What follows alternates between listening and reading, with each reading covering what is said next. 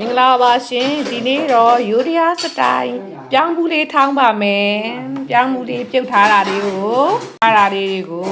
ဓာတ်လေးနဲ့တီးထားလိုက်ပါတယ်ဘုံလောင်းနီလေးပါပါမယ်နော်ထိုင်းဆလတ်ဆော့လေးလည်းပါပါမယ်ငံပြာရည်လေးပါမယ်မြေပဲပေါ့နော်အလုံးလိုက်ကလေးလည်းပါမယ်မြေပဲဇံလေးလည်းပါပါမယ်ရှင်ရေပဲဇံလေးထည့်လိုက်ပါပြီ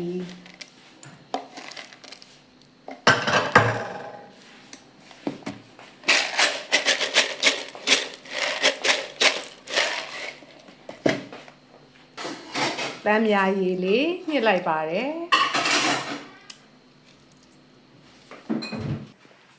တမ်းမြာဒီတစ်လုံးညှစ်လိုက်ပါတယ်ပြီးတော့တမ်းမြာရည်လေးညှစ်ထည့်ပြီးသွားပါပြီ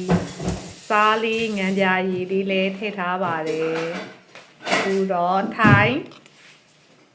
ဆော့ဆက်လက်လေးထမင်းစားစုံလေးနဲ့တစုံအရင်ထည့်လိုက်ပါမယ်